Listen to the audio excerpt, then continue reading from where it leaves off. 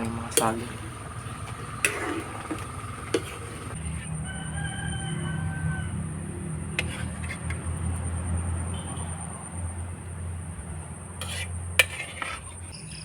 What's up mga kamar? Magandang araw sa inyong lahat. For today's video ay pupunta po akong bundok at magdidilig ng tanim ni Papa ko na ampalaya.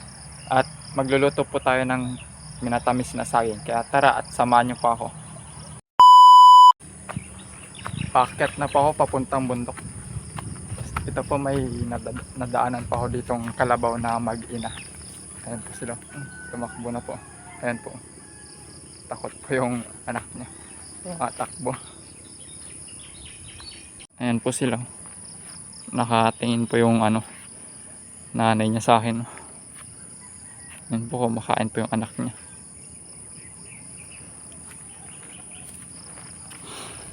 Tapos meron din po dito bayabas. Puno po ng bayabas. May mga bunga pa po. Ayan po bunga. Ayan, ang liit po. Mga bunga pa po. Mga native yung bunga niya. Native na bayabas. Hindi makita yung yung sunset. Ay, sunset. Yung sunrise pala. Hindi makita yung sunrise. Ang lalaki po ng mga tore ng kuryente. Yan pa po. Hanggang doon.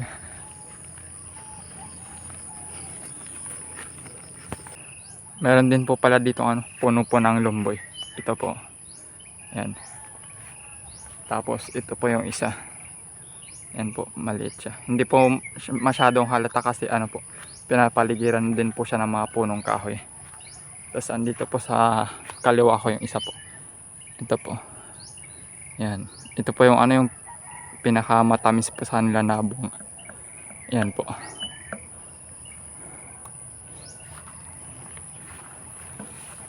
May mga bangbangsit. Bangbangsit na damo. Ito yung mga nilalagay sa sa gagamba para gumaling po yung mga sugat nila. Kaya po po bang tawag nyo dito sa damo na to? Yung bangbangsit. Bangbangsit po yung tawag sa amin dyan. Ito na tayo mga kamar sa gulayan ni Papa ko. Ito po yung mga sitaw. Malalago na rin po.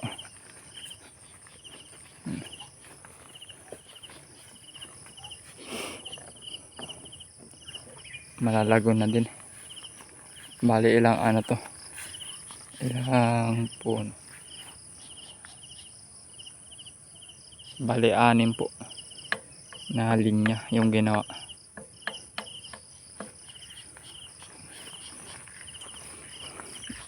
Tapos doon naman po yung sa ampalaya. Yun po yung didiligan namin. Doon na din po si mama ko. Noumpisan niya na rin po magdilig. Umpisahan na po natin magdilig.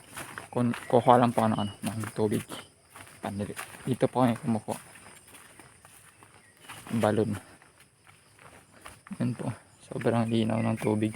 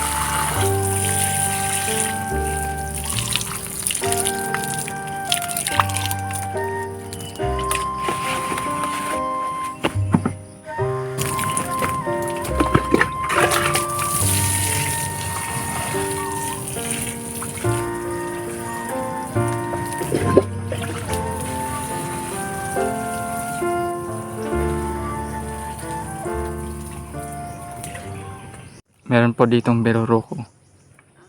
Umakyat na po siya sa may akyatan ng ampalaya. Ito po. Kinakain niya yung dahon ng ampalaya. Maliit pa lang.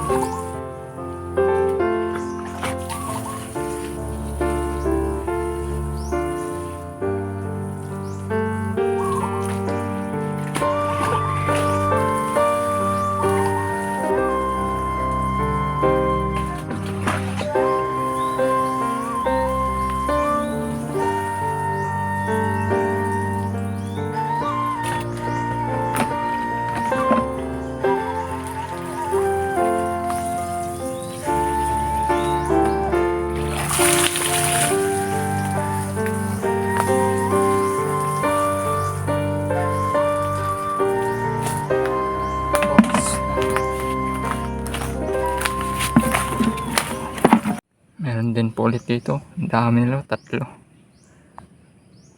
Nagkapit-kapit sila. Yan pa po yung isa, nakalubog. Nagsiswimming, naliligo. Yan po ang lalaki po.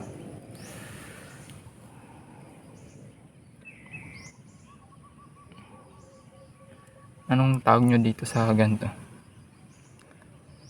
Biruruko yung tawag namin dito eh. May dalawa silang antena. Ay, or mata ata nila yan o antena nila. Tapos yung mata nila siguro yun yung dalawang maliit.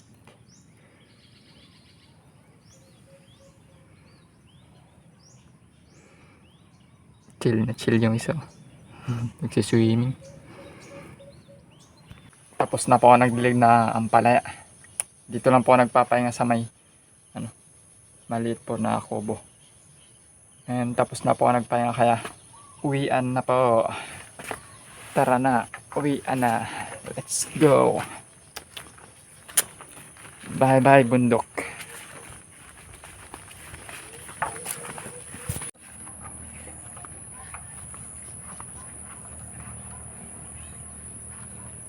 Baba na po ako ng bundok. Ayan po.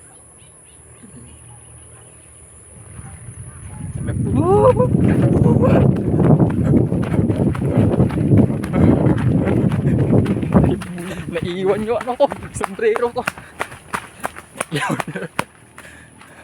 Grabe, naiiwan yung sombrero ko. Dahil yung sombrero, naiiwan. Lilipad. Ay! Akyat ulit.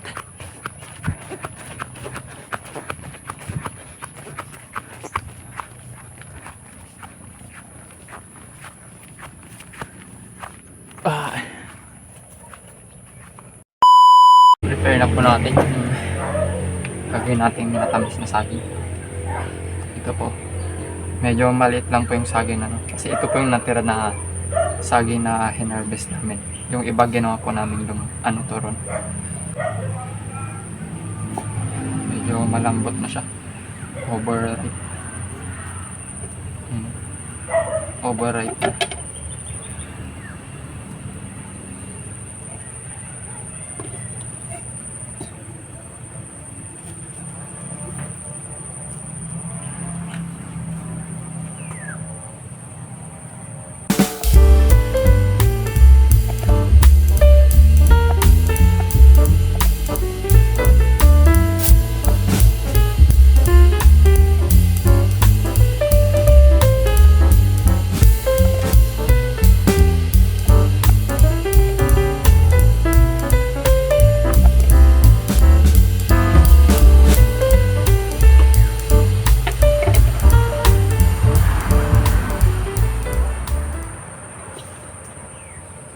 Tapos na po nabalatan. Bali, 4 na hati lang po pag gagawin.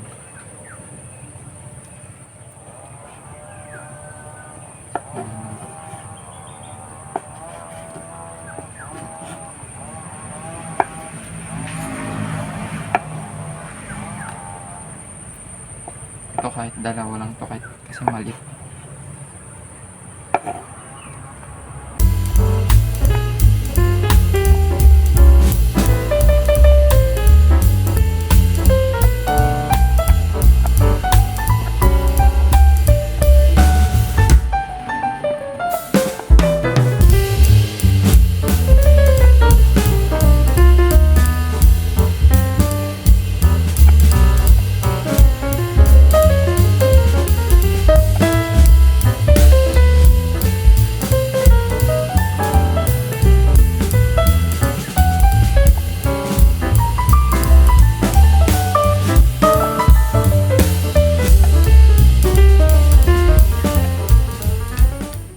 Tapos na po, ito po lahat.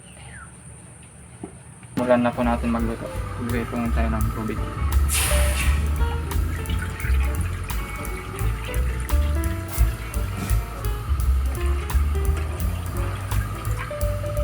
Okay na po yung ganyan. Tapos isabay na din natin itong sukan. Tansyahin pa.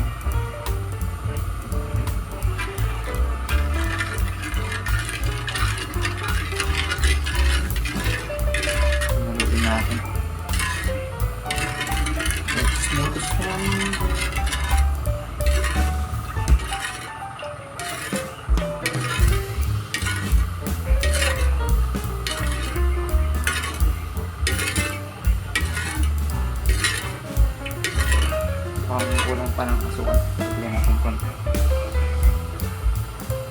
Ayan, okay na yun.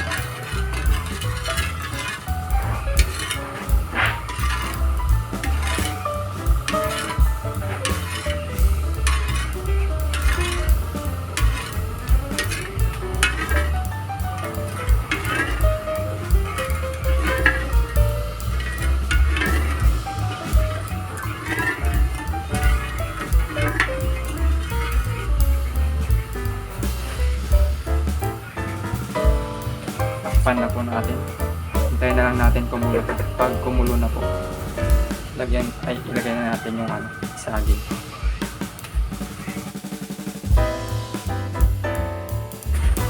Kumukulo na po, lagyan na po natin itong saging.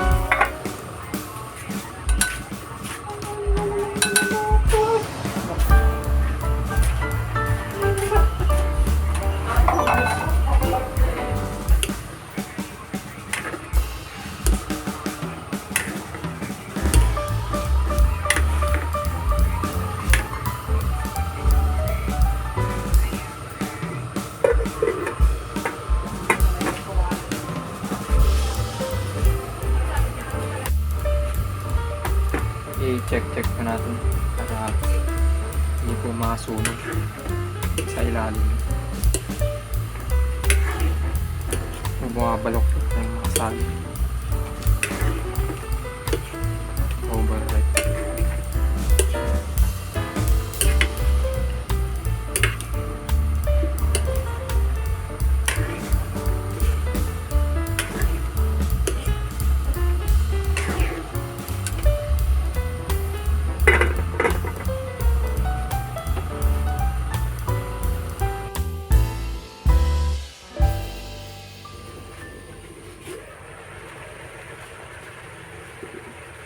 siguro itong ganito. Ayan po. Lumidikit na.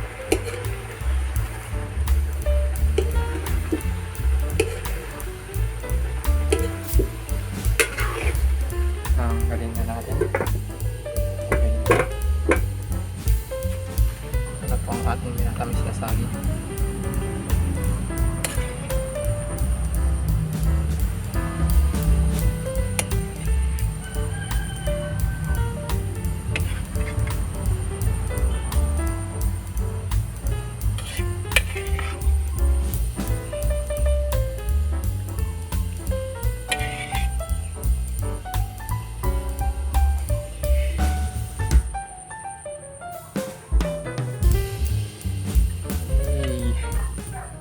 Ano po ang ating minatamis na saging by Chef Mar. Charot lang. Yan po. Sheesh, kumikintab-kintab oh. Sheesh. Bale hanggang dito na lang po. See you po sa next vlog. Bye bye.